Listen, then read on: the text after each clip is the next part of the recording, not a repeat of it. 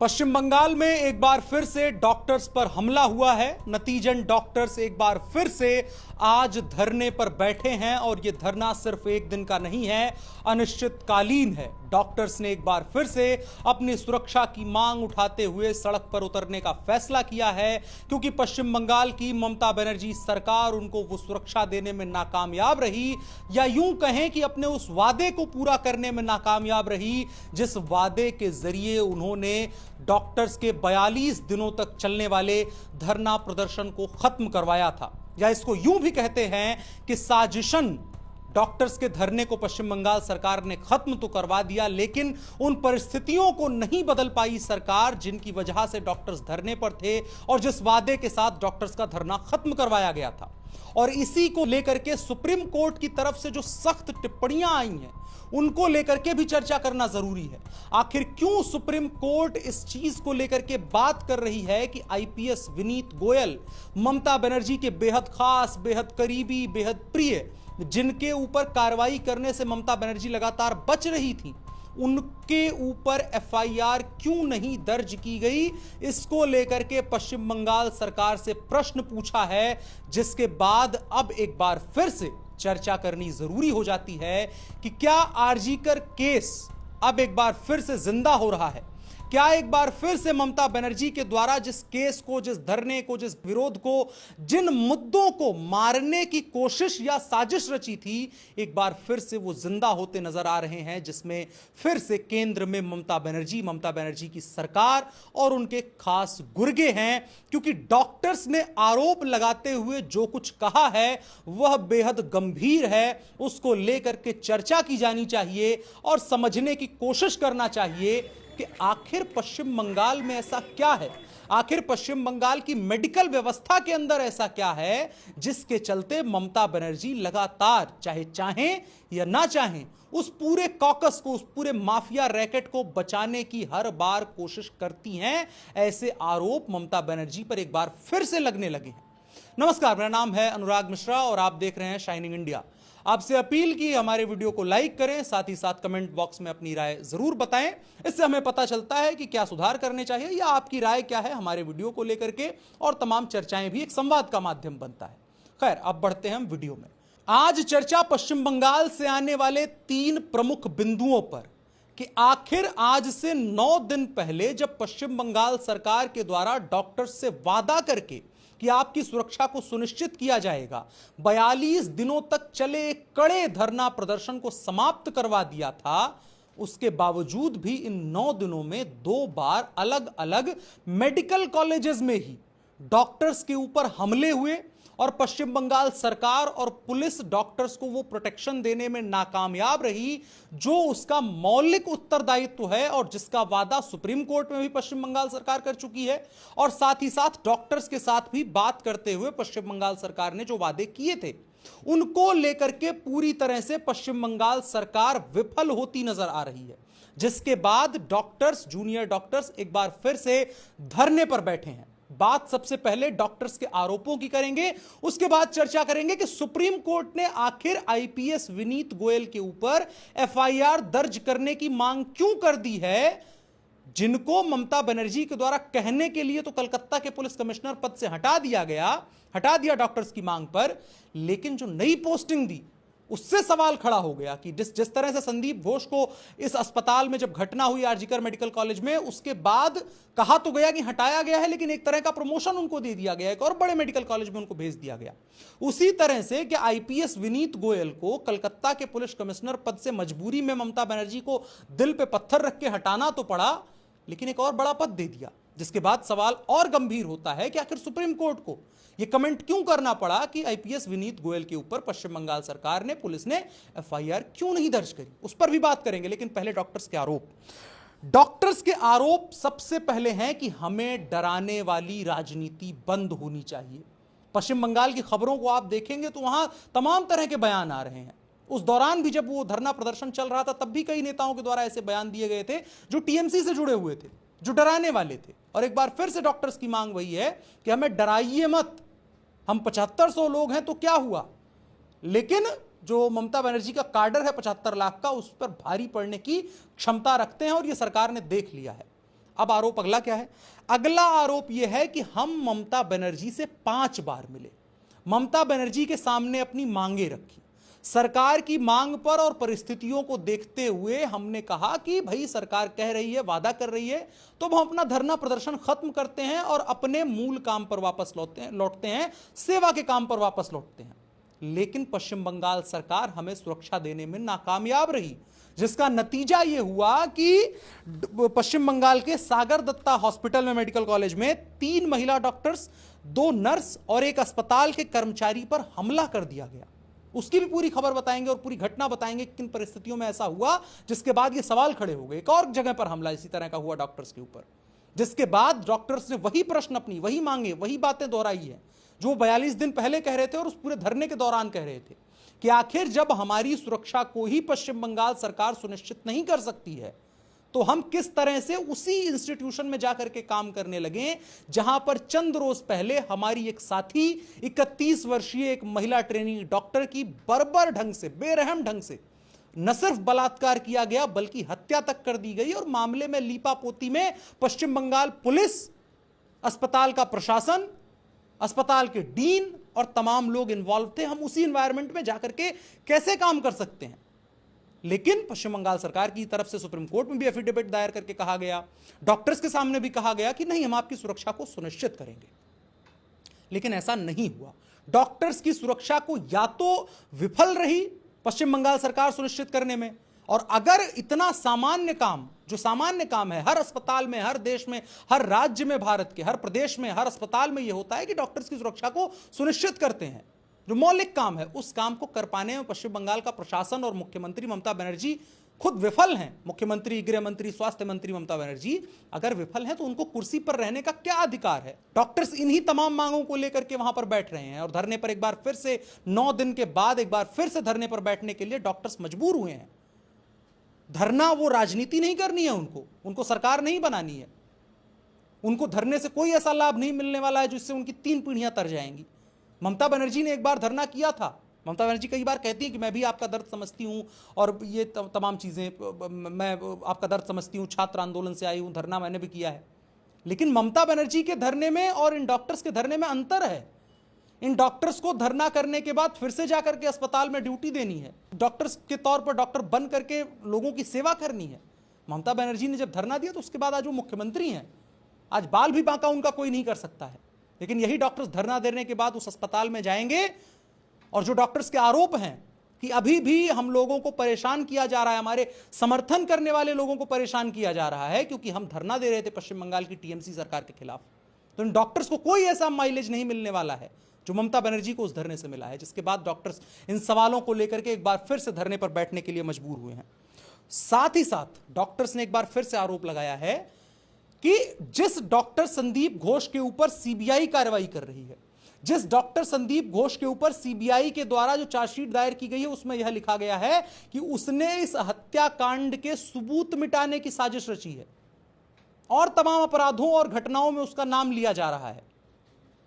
Doctors का कहना है कि उस डॉक्टर संदीप घोष को ममता बनर्जी की बैकिंग मिली हुई है, ममता बनर्जी का समर्थन उस डॉक्टर को मिला हुआ है, जिसके बाद हम उसी के प्रशासन, जो कि संदीप घोष तो गिरफ्तार हो गया है, लेकिन उसके इशारों पर जो आरोप लगाए थे अख्तर अली के द्वारा, जो 16 वर्षों से उस आरजीकर में काम कर रहा व्यक्ति था और कर्मचारी था, उसने आरोप लगाए थे कि यहां डेड बॉडीज का सौदा होता है, ऑर्गन्स तक के ट्रेडिंग के आरोप और तमाम आरोप लग गए थे, जिसमें सिरिंज से लेकर के तमाम मेडिकल वेस्ट और बायो वेस्ट से तमाम चीजों का धंधा होता था। तो वो कॉकस तो अभी मौजूद है, ऐसी कोई कार्रवाई नहीं हुई है कि वो सैनिटाइज हो गया है पूरा वहां पर व्यवस्था। और इसी को लेकर के सुप्रीम कोर्ट में जब सुनवाई हुई तो सुप्रीम कोर्ट की तरफ से सवाल जब पूछा गया पश्चिम बंगाल सरकार के प्रतिनिधि से, जो वकील कपिल सिब्बल साहब और तमाम लोग वहां मौजूद होते हैं, उनसे जब पूछा गया कि भाई क्या सुरक्षा का इंतजाम का वादा किया था आपने, इसी आधार पर हमने भी डॉक्टर्स को आदेश दिया था कि धरना वो खत्म करें अपना, लेकिन क्या कार्रवाई की गई? तो पश्चिम बंगाल सरकार की तरफ से पूर्ण बेशर्मी के साथ स्टेटस रिपोर्ट दायर की जाती है। स्टेटस रिपोर्ट में क्या निकल के आता है? सीसीटीवी इंस्टॉल जितने किए जाने थे, वादा था कि हम चंद रोज में कर देंगे ताकि डॉक्टर्स काम पर वापस लौट आए। 26% सिर्फ सीसीटीवी इंस्टॉल हुए हैं। इससे आप उस गंभीरता को समझ सकते हैं कि पश्चिम बंगाल सरकार डॉक्टर्स की सुरक्षा और तमाम व्यवस्थाओं को सुनिश्चित करने के लिए कितना गंभीर है। कहने वाली वही बात होती है कि हाथी के दांत खाने के कुछ और, दिखाने के कुछ और। तो पश्चिम बंगाल सरकार का वही चेहरा, वही परिस्थितियां नजर आ रही हैं, जिसके बाद डॉक्टर्स एक बार फिर से अनिश्चितकालीन धरने पर और काम को बंद करने के लिए मजबूर हुए हैं। ये तमाम छोटे छोटे 20, 25, 22, 24 साल के डॉक्टर्स, लड़कियां हैं, लड़के हैं, जिनके ऊपर घर से दबाव है कि बड़े लाखों रुपए लग रहे हैं, वो आज धरना देने पर अपनी सुरक्षा के लिए मजबूर हुए हैं। एक बार फिर से उनको बैठना पड़ा है। एक लड़की जो डॉक्टर है, उसकी मैं बाइट सुन रहा था, उसकी आवाज में इतनी पीड़ा नजर आ रही थी इस बात को कहते हुए कि हम कैसे मान लें कि हम उसी अस्पताल में जा रहे हैं और वहीं पर हमारी सुरक्षा होगी, जब वही लोग अभी भी वहां मौजूद हैं। हेल्थ सेक्रेटरी वही है जिनके द्वारा आरोप, जिनके ऊपर लगा था आज से चंद रोज पहले, आपको याद होगा धरना खत्म होने के पहले, कि उनके आदेश पर वहां कुछ ऐसी कार्यक्रम किए गए जिसकी वजह से हो सकता है सबूत मिटाए गए हों। ये आरोप लगे थे और इसको लेकर के सवाल अभी भी खड़े हैं और सीबीआई उस पर जांच भी कर रही है। तो कैसे वहां पर चले जाएं? और उसके बाद भी चले भी गए। आज परिस्थितियां ये देखने को मिल रही हैं कि पश्चिम बंगाल के सागर दत्ता हॉस्पिटल में 3 महिला डॉक्टर्स, 2 नर्स और साथ ही साथ एक अस्पताल के कर्मचारी के ऊपर हमला किया गया क्योंकि एक मरीज की मौत हो गई थी। पश्चिम बंगाल की पुलिस और प्रशासन इस बात को सुनिश्चित करने में नाकामयाब रहे कि डॉक्टर्स की सुरक्षा वहां पर सुनिश्चित हो। तो आखिर डॉक्टर्स ऐसे माहौल में क्यों काम कर सकते हैं, कैसे काम कर सकते हैं? और इसी को लेकर के सुप्रीम कोर्ट के द्वारा जो प्रश्न खड़े किए गए हैं कि कोई भी काम 50% के आंकड़े को भी अभी तक क्यों नहीं पार कर पाया है, जो वादे आपने किए थे कि चंद रोज में हम इस काम को खत्म कर देंगे। सुप्रीम कोर्ट के द्वारा साथ ही साथ सवाल खड़ा हुआ है कि सीसीटीवी केवल 26% लगे हैं। इसका मतलब एक भी ऑपरेशनल नहीं होंगे। जब तक पूरी सीसीटीवी की किट नहीं लग जाएगी, व्यवस्था नहीं बन जाएगी, तब तक ऑपरेशनल कैसे किया जा सकता है? यानी अभी कोई सुरक्षा डॉक्टर्स के पास नहीं है तब की परिस्थितियों में, और अब की परिस्थितियों में कोई बदलाव नहीं आया है। और सुप्रीम कोर्ट ने स्पष्ट रूप से यह सवाल पूछा है पश्चिम बंगाल सरकार से कि आखिर काम इतना धीमे क्यों हो रहा है? आखिर डॉक्टर्स को जो वादा किया गया था उसको पूरा करने में इतना धीमा क्यों सरकार पश्चिम बंगाल की रह रही है? और इसके बाद जो सुप्रीम कोर्ट के द्वारा सबसे गंभीर और बेहद महत्वपूर्ण बात कही गई, उसकी चर्चा। पश्चिम बंगाल सरकार के सामने सीधा प्रश्न सुप्रीम कोर्ट के द्वारा उठा करके रखा गया है कि आखिर कलकत्ता के पूर्व पुलिस कमिश्नर ममता बनर्जी के बेहद प्रिय, जिनके बारे में ममता बनर्जी ने कहा था कि मैं दुर्गा पूजा का आयोजन ही कलकत्ता के इस पुलिस कमिश्नर विनीत गोयल के बिना नहीं कर पाऊंगी, उसको लेकर के सुप्रीम कोर्ट की तरफ से कहा गया है कि आखिर इनके ऊपर पश्चिम बंगाल सरकार और पुलिस ने अब तक एफआईआर क्यों नहीं दर्ज की? आरोप क्या है? आरोप बेहद जघन्य है। जब किसी के साथ कोई घटना होती है और उसमें सबसे गंभीर ये होता है कोई बलात्कार हुआ हो जिससे उसकी मानहानि होती हो, अपमान होता हो, उसकी पहचान को ना सार्वजनिक करना। इससे जो मृतक है या जिसके साथ बलात्कार हुआ है उसकी जितनी मानहानि होती है, उसके बाद जो परिवार होता है, जो उससे जुड़े हुए लोग होते हैं, उनके लिए जीवन कितना मुश्किल हो जाता है। लेकिन कलकत्ता के पुलिस कमिश्नर के द्वारा पीड़िता की पहचान को उजागर किया गया, जिसके बाद सुप्रीम कोर्ट के द्वारा यह कमेंट आया है और पश्चिम बंगाल सरकार ने इस पर कोई कार्रवाई नहीं करी। ममता बनर्जी के पास बिल ले आने की फुर्सत थी, आज उसकी चर्चा ममता बनर्जी नहीं करती हैं। ममता बनर्जी के पास सड़क पर उतर करके धरना देने के समय था, लेकिन इस बात को समझने का समय नहीं था कि आखिर विनीत गोयल ने क्यों पहचान सार्वजनिक की थी पीड़िता की, जिसको लेकर के आज सुप्रीम कोर्ट को कमेंट करना पड़ रहा है। और सुप्रीम कोर्ट के जो प्रश्न हैं यह बेहद गंभीर है। यह कोई सामान्य टिप्पणी नहीं है, यह देश के प्रधान न्यायाधीश के द्वारा की गई पश्चिम बंगाल सरकार के ऊपर वो टिप्पणी है जो इस बात को दर्शाती है कि पश्चिम बंगाल सरकार कितनी इनएफिशिएंट है, कितने साजिशन डॉक्टर्स की सुरक्षा को नहीं सुनिश्चित किया जा रहा है। डॉक्टर्स का धरना खत्म करवा दिया गया, लेकिन अब भी वो परिस्थितियां जस की तस हैं जिन मांगों को लेकर के डॉक्टर्स धरने पर बैठे थे। और पश्चिम बंगाल की मुख्यमंत्री ममता बनर्जी ने यह कहते हुए डॉक्टर्स के साथ बैठक की थी कि मैं आपका दर्द समझती हूं। लेकिन आज परिस्थितियां बिल्कुल नहीं बदली हैं। आज से 4 दिन पहले पश्चिम बंगाल के चीफ सेक्रेटरी को छात्रों के द्वारा एक पत्र लिखा गया कि हमारी मांगों पर क्या कार्रवाई की गई, जरा इसके बारे में बता दीजिए। अब आज उनकी टिप्पणी को सुनेंगे तो शर्म आएगी आपको कि आखिर डॉक्टर्स ने उनको पत्र लिखा ही क्यों। और प्रश्न यही होगा कि एक अधिकारी जब इस तरह से सत्ता के करीब बैठ करके काम करता है तो उसकी मानसिकता किस तरह से बदल जाती है, जिसका नैतिक दायित्व तो यह है कि वह जनता के प्रति उत्तरदायी है, वो सरकार को प्रोटेक्ट करने लग रहे हैं। वह यह कह रहे हैं कि जिम्मेदारियों को लेकर के डॉक्टर्स जागरूक हो जाएं। चीफ सेक्रेटरी साहब मनोज पंत जी, एक प्रश्न है कि आप डॉक्टर्स को उनकी जिम्मेदारियां याद दिला रहे हैं, उसको लेकर के जागरूक होने की बात कर रहे हैं, धैर्य रखने की बात कर रहे हैं। आखिर आप लोग अपनी जिम्मेदारी को निभाने के लिए कितना तत्पर थे? आखिर आज जब डॉक्टर्स को धरने पर आकर के बैठने के लिए मजबूर होना पड़ रहा है, तो उनकी जो मांगे हैं, जो आरोप हैं, उसमें तो यही बातें कही जा रही हैं ना कि आखिर सरकार के द्वारा उन अपनी जिम्मेदारियों को नहीं निभाया गया, उन वादों से सरकार मुकर गई, उन चीजों का दावा जिनका कर रही थी, जो आश्वासन दिए थे, उनको पूरा नहीं किया गया। यही तो बातें डॉक्टर्स कह रहे हैं ना पश्चिम बंगाल सरकार से। चीफ सेक्रेटरी साहब, जो आप राय दे रहे हैं डॉक्टर्स को, उससे बेहतर है कि ये राय ममता बनर्जी को दे देते कि जिम्मेदारियों के लिए ममता बनर्जी जी जागरूक हो जाइए। सत्ता बड़े दिन से चली आ रही है, लेकिन सत्ता के साथ सत्ता बड़ी क्रूर चीज होती है। पॉलिटिक्स बहुत क्रूअल चीज होती है। 1 मिनट नहीं लगता खेल पलटने में। और आज जो परिस्थितियां बनती नजर आ रही हैं डॉक्टर्स को, जिन परिस्थितियों के चलते एक बार फिर से धरने पर आना पड़ रहा है। हम दुर्गा पूजा नजदीक है, मां दुर्गा के न्याय की बात करती है ममता बनर्जी। तो दुर्गा के अवतार की हत्या हुई है, बलात्कार हुआ है उसके साथ, और उन्हीं में से कई लड़कियों को, उन्हीं तमाम डॉक्टर्स को एक बार फिर से धरने पर बैठने के लिए आपने मजबूर कर दिया है। जब दुर्गा पूजा में वो अपने घर जा सकती थी, जब जाकर के वो सेलिब्रेट कर सकती थी, मां बाप को ये महसूस होता कि हां हमारे घर भी लक्ष्मी आई, हमारे घर देवी आई, उन लोगों को आपने मजबूर किया है धरने पर बैठने के लिए। तो चीफ सेक्रेटरी साहब की सलाह बड़ी अच्छी है, लेकिन उनको चाहिए कि अपनी सरकार को, अपनी आका, अपनी मालकिन ममता बनर्जी जी को भी यह सलाह देने की कोशिश करें और बताएं कि मैडम धैर्य रखिए थोड़ा दिन। इस बार धरना खत्म करवाने के लिए बार बार डॉक्टर्स के पीछे पीछे मत जाइएगा, बार बार पत्र मत लिखिएगा, बार बार टाइमिंग मत बदलिएगा, जाकर के आंदोलन में खड़े होकर माइक लेके मत खड़े हो जाइएगा कि मैं भी आंदोलन करने वाली हूं, तुम भी आंदोलन करते हो, चलो दोनों साथ में बैठ जाते हैं। ये सब चीजें मत करिएगा, इस बार धैर्य रखिएगा, क्योंकि इस बार डॉक्टर्स ने यह बात स्पष्ट कर दी है कि जब तक हमारी मांगें पश्चिम बंगाल सरकार के द्वारा नहीं पूरी की जाती हैं, हम धरने से नहीं उठने वाले हैं, क्योंकि एक बार हमारे साथ धोखा हो चुका है।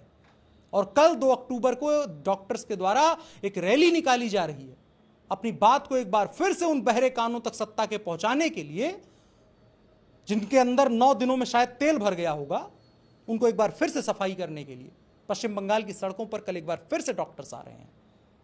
और पूरे देश को एक बार फिर से डॉक्टर्स के साथ खड़े होना चाहिए, क्योंकि पूरे देश को यह लगा कि भाई मुख्यमंत्री कह रही हैं, डॉक्टर्स से कह रही हैं, तो मांग पूरी हो गई होगी, मांग पूरी हो जाएगी, सरकार इतनी तो निकम्मी नहीं हो सकती है। लेकिन आज ये दिख रहा है, डॉक्टर्स को मजबूर होना पड़ रहा है सड़क पर आने के लिए। आज भी डॉक्टर्स के ऊपर पश्चिम बंगाल में हमले हो रहे हैं। बीते दिनों एक बिहार के 2 लड़कों के ऊपर पश्चिम बंगाल में हमला हो गया, इसलिए क्योंकि वो बिहारी थे, इसलिए क्योंकि कोई डॉक्टर है, इसलिए कोई बिहारी है, कोई उत्तर प्रदेश से, कोई दिल्ली से है, उसके ऊपर पश्चिम बंगाल में हमला हो जाएगा। और रोहिंग्या मुसलमानों का स्वागत करने के लिए ममता बनर्जी फूलमाला लेके खड़ी रहेंगी। इन तमाम विषयों पर आगे आने वाले दिनों में बात करेंगे, और साथ ही साथ चर्चा जारी रहेगी इस चीज पर कि आखिर पश्चिम बंगाल में डॉक्टर्स क्या कर रहे हैं और क्यों मजबूर होना पड़ रहा है सड़क पर आने के लिए, और सरकार के द्वारा क्या एक बार फिर से कोई नई गोली देने की कोशिश की जाएगी। इन तमाम चीजों पर बातचीत जारी रहेगी। फिलहाल के लिए इतना ही। मेरा नाम अनुराग मिश्रा है, आप शाइनिंग इंडिया देख रहे थे। आपसे अनुरोध कि हमारे चैनल को सब्सक्राइब करें, वीडियो को लाइक करें, और साथ ही साथ कमेंट बॉक्स में आपकी बहुमूल्य राय जरूर हमारे साथ साझा करें। धन्यवाद।